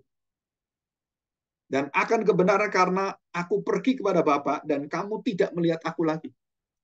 Akan penghakiman karena penguasa dosa ini telah dihukum, sedangkan kita sudah dibebaskan. Kita diberitahu ini. Dan masih banyak hal yang harus kukatakan kepadamu, tetapi sekarang kamu belum dapat menanggungnya. Ayat 13. Tetapi apabila ia datang, yaitu roh kebenaran, ia akan memimpin kamu ke dalam seluruh kebenaran, sebab ia tidak berkata-kata dari dirinya sendiri. Dia tidak berkata-kata dari dirinya sendiri. Tetapi segala sesuatu yang didengarnya, itulah yang dikatakannya. Dan ia akan memberitakan kepadamu hal-hal yang akan datang, yang akan dikatakannya. Sebab ia memuliakan aku, ia akan memuliakan aku, sebab ia akan memberitakan kepadamu apa yang diterimanya daripadaku. Jadi Roh Kudus ini, pekerjaan terpenting, tertinggi adalah memuliakan anak. Bagaimana dia memuliakan anak? Dia membawa seluruh apa yang dikatakan anak, apa yang diajarkan anak, apa yang diterima daripadaku lah yang akan diceritakan. Di luar apa yang aku katakan, Roh Kudus tidak akan mengajarkannya. Ya, jadi jelas sekali ini ya. Jadi di luar aku, Roh Kudus tidak akan mengajarkan apapun. Yang aku katakan, Roh Kudus katakan. Yang aku kehendaki, Roh Kudus kehendaki. Yang aku rencanakan, Roh Kudus akan beritakan. Dan semuanya Roh Kudus ini bekerja di dalam seluruh ketaatan, akan seluruh apa yang aku lakukan, aku jalani, aku taati, aku teladani, dan Roh Kudus akan menyampaikan seluruh kebenaran itu kepada orang-orang percaya. Jadi Roh Kudus tidak akan berkata-kata dari dirinya sendiri. Bahkan bukan hanya Roh Kudus. Tuhan Yesus tidak akan berkata-kata dari dirinya sendiri. Kok tahu, Pak? Nah, kita lihat Yohanes 12 ayat 49. Ya. Yohanes 12 ayat yang ke-49. Demikian bunyi firman Tuhan. Sebab aku berkata-kata bukan dari diriku sendiri.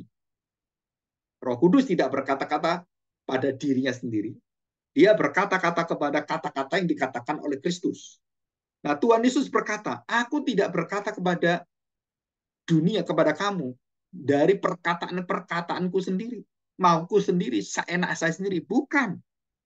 Sebab aku berkata-kata bukan dari diriku sendiri, tetapi Bapa yang mengutus aku. Yang ingin mengatakan apa dari Bapa. Bapa berbicara apa, anak berbicara. Yang diinginkan Bapa. Bapa menghendaki apa. Anak menyatakan kehendak Bapa itu apa. Jadi dikatakan di sini, Bapa yang mengutus aku, dialah yang memerintahkan aku untuk mengatakan apa yang harus aku katakan dan aku sampaikan. Dan aku tahu bahwa perintahnya itu adalah hidup yang kekal. Jadi apa yang aku katakan, aku menyampaikannya sebagaimana yang difirmankan Bapa kepadaku. Jadi kita lihat ada sesuatu yang jelas di sini. Apa itu? yang jelas. Perhatikan ya. Roh Kudus tidak berkata-kata atas dirinya sendiri, kemauannya sendiri.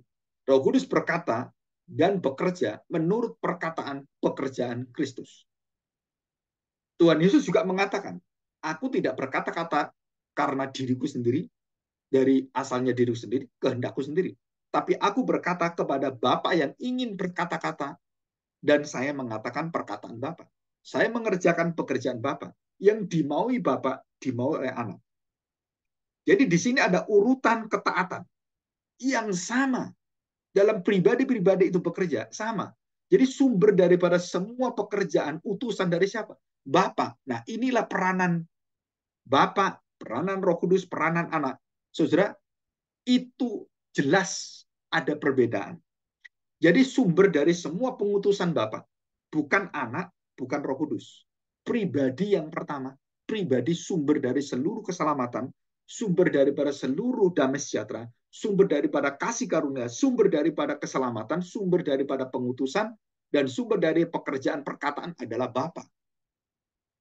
Dan Roh Kudus di sini mengatakan yang dikatakan oleh anak, anak mengatakan yang dikatakan oleh Bapa, jadi Roh Kudus mengatakan yang dikatakan Bapa dan dikatakan oleh anak. Jadi ketaatannya sempurna, kehendaknya sempurna,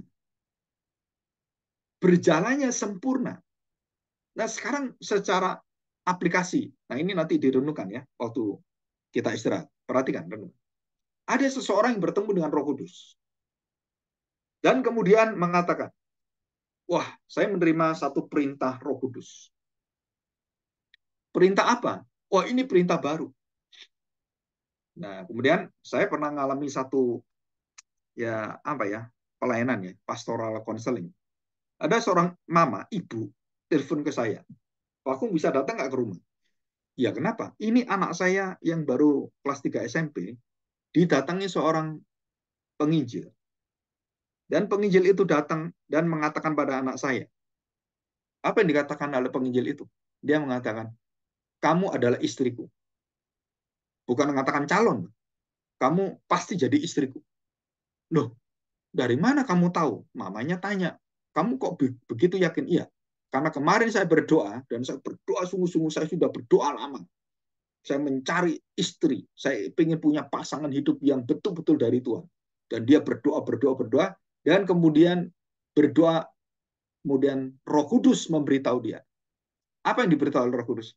Disebutkan namanya. Nih, ini namanya Xiang Ni, Meli ya, Xiang Meli lah kita sebut Meli. Nah, Meli ini yang menjadi ditunjuk oleh Roh Kudus, dia akan menjadi istrimu dan itu pasti. Mamanya kaget karena dari Roh Kudus. Wah, gimana ya menolaknya Pak Agung? Karena dia ngomong Roh Kudus ya. Nah, anak saya bingung, kenal aja baru tahunya cuma di gereja, baru berapa minggu gitu kan, tiba-tiba orang itu datang bertamu dan menyatakan mau mengawini anaknya, mau melamar anaknya. Wah, dia kaget. Kenapa? Kagetnya dia bukan karena lamarannya. Orang itu memakai, dia bertemu Roh Kudus, dia berdoa dalam Roh Kudus, dan dia diberitahu Roh Kudus bahwa ini loh istrimu. Saudara, waktu saya dengarkan itu, saudara percaya nggak bahwa itu bukan dari Tuhan? Kenapa? Nah, tadi kita baca, Roh Kudus tidak mengatakan perkataan-perkataan yang bukan dari Kristus. Nah, anak ini, penginjil ini, bertemu Roh Kudus mengatakan perkataan yang lain dari perkataan Tuhan Yesus. Kan Roh Kudus itu ada batasannya, ada koridornya. Dia akan mengajarkan, dia akan memberitahukan kebenaran, semua kebenaran yang dikatakan dikerjakan oleh Kristus. Di luar itu, Roh Kudus tidak boleh berbicara, Roh Kudus tidak boleh mengajar, apalagi Roh Kudus memberikan jodoh kepada orang-orang, ini jodohmu, ini jodohmu. Roh Kudus bukan mak comblang, Roh Kudus bukan dukun. Dan penginjil ini dengan kesesatannya dan dengan optimisme yang tinggi, optimisme surgawi dia ngomong gitu kan, dan dia mengatakan bahwa kamu Meli jadi istri saya, kita akan segera kawin. Mamanya bingung, terus kawin kamu itu kawin pakai apa? Kamu baru aja jadi hamba Tuhan baru jadi penginjil, gitu kan? Kenal aja nggak, bagaimana ini? Wah, dia bingung, telepon saya. Kemudian, oh ya, oke, beritahu nanti kapan datang lagi. Nanti saya ketemu dia, gitu kan? Terus kemudian saya beritahu, dan saya ketemu mamanya, saya beritahu. Nah, kamu doa aja. Nah, doa gimana? Doa kepada Tuhan. Dan doanya gimana? Hasilnya apa? Ya doa aja, nanti hasilnya apa? Pak, saya nggak tenang, nggak damai sejahtera. Ya kayaknya bukan dia calon daripada anak saya, suami anak saya gitu. Dan anaknya juga sama, nggak mau dia. Nah, saudara, berarti di sini tidak ada satu gerakan dari roh untuk melembutkan hati dan membawa apa yang dia ketemu itu kemudian sesuai dengan apa yang dirasakan oleh anak ini. Jadi kan harusnya ada pertemuan dan bisa sama-sama digerakkan oleh Roh Kudus. Dan sampai seminggu lebih sama, ya sama. Dan kemudian saya ketemu dengan hamba Tuhan ini. Dan saya beritahu hamba Tuhan ini, kok tahu kamu itu Roh Kudus? Saya beritahu, kok tahu kamu Roh Kudus? Ya karena saya percaya. Dan saya percaya bahwa itu Roh Kudus. Terus saya beritahu, anak itu sudah berdoa, mamanya sudah berdoa. Dan dia berdoa juga pada Roh Kudus, dia berdoa juga kepada Tuhan. Dan jawabannya, bukan kamu suaminya, calon suaminya. Dan bukan kamu calon menantunya. Terus saya tanya, sekarang untuk ngetes, Roh Kudus siapa yang Roh Kudus benar? Roh Kudus kamu atau Roh Kudus anak itu Roh Kudus mamanya? Atau Roh Kudus papanya? Atau Roh Kudus yang ada dalam diri saya? Saya juga berdoa. Dan keputusannya apa? Dan saya tanya dia, kamu kok bisa optimis? Dari mana kamu optimis? Roh Kudus. Nah, Roh Kudus, betul nggak itu Roh Kudus? Dari mana kamu tahu Roh Kudus? Coba tunjukkan Alkitab yang dikatakan Roh Kudus itu benar. Beritahu saya. Nah, ini kan perasaan saya, Pak.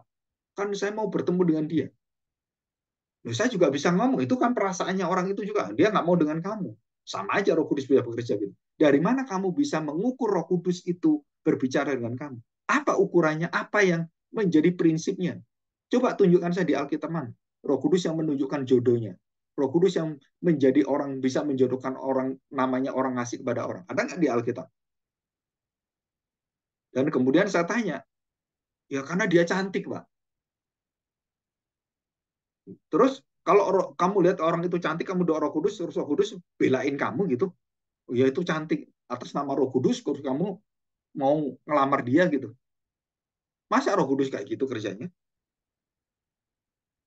Dan kemudian saya berdebat gitu kan, saya ngomong-ngomong, akhirnya saya beritahu, Roh Kudus itu nggak akan bekerja seperti itu. Roh Kudus memberikan kita hikmat, memberikan kita tanggung jawab, memberikan kita untuk tahu diri dan tahu juga siapa orang ini yang masih kecil, bagaimana orang SMP kamu kawini, kan nggak boleh itu melanggar hukum. Dan saya beritahu semua, bagaimana kamu bisa, terus kamu kawin itu dengan apa? Coba kamu berpikir jauh lebih besar, jauh lebih dewasa, dan bertanggung jawab.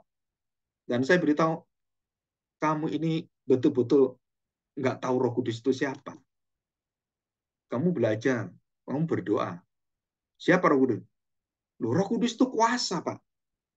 Dan dia ngotot ngengkel. Dan saya beritahu, Roh Kudus itu bukan kuasa, Roh Kudus itu pribadi. Dia itu yang menghendaki, dia itu yang mengatur kita. Bukan kita mengatur Roh Kudus. Oh enggak, Pak, Roh Kudus bukan pribadi.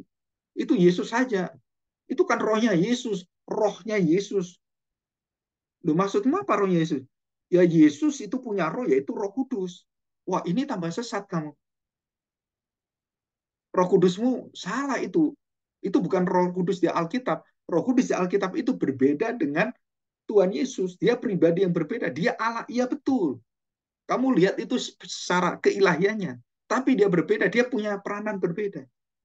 Wah, akhirnya tambah kacau. Dan itu bukan Roh Kudus. Dia tidak mengakui Roh Kudus adalah pribadi. Dia hanya mengakui Roh Kudus itu adalah kekuatan. Hanya kuasa. Dan bukan pribadi. Roh Kudus itu ya Tuhan Yesus yang memiliki. Nah, saudara, di sini kita melihat ini loh kenyataannya. Kalau kita tidak belajar Alkitab dengan baik dan benar, akhirnya kita kacau balau. Ya, Roh Kudus bukan pribadi, tapi dia kekuatan. Kekuatan siapa? Kekuatan Allah, kekuatan Tuhan Yesus. Itulah Roh Kudus. Roh kekuatan. Saudara, dan di sini saya melihat banyak gereja-gereja yang melihat Roh Kudus Itu sama seperti anak ini. Jadi Roh Kudus itu bukan pribadi. Seperti Tuhan Yesus katakan, dia mau berjalan kemanapun. Angin itu berjalan, mau bergerak, mau ke kiri, ke kanan, dia berdaulat. Roh Kudus juga berdaulat. Bukan kita mengatur Roh Kudus. Oh ini cantik, Roh Kudus. Beritahu saya, ini calon istri saya. Gitu. Terus dia mengatakan pada si anak itu, nah kamu, saya ketemu Roh Kudus, kamu calon saya. Saudara, ini betul-betul subjektivitas. Dan itu bukan dari Roh Kudus. Dan Roh Kudus tidak mengatur hal-hal yang seperti ini. Saudara. Kenapa? Karena kita sudah diberitahu firman, kita diberikan hikmat, dan pilihan di dalam kita memilih orang-orang menjadi istri kita, pekerjaan kita, itu tanggung jawab penuh kepada kita.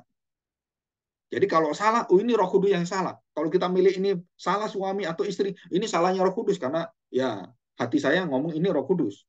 Terus kita salah. Oh, Roh Kudus yang salah, bukan saya. Nah, saudara, ini jadi kacau sekali. Ya, kita belajar hari ini keberadaan Roh Kudus adalah hanya menyuarakan, mengatakan, dan memberitakan apa yang diberitakan, dikatakan, dan dikaryakan oleh Kristus. Di luar itu Roh Kudus tidak mengatakan apapun. Jadi Roh Kudus tidak akan memberitahukan. Kalau Yesus katakan anak tidak tahu, maka Roh Kudus juga harus mengatakan, jangan kamu cari tahu, anak pun tidak tahu. Jangan kamu cari tahu kapan kiamat, kapan Yesus datang. Roh Kudus tidak akan mengajar yang tidak dikatakan Tuhan Yesus. Kalau Yesus mengatakan, aku tidak tahu, Roh Kudus mengatakan pada kita, akhir zaman, ya tidak tahu juga kamu. Itu semua dari Bapa. Hanya Bapa yang tahu. Roh Kudus pun taat kepada anak, anak taat pada Bapa, Roh Kudus taat pada anak, taat pada Bapa. Sama.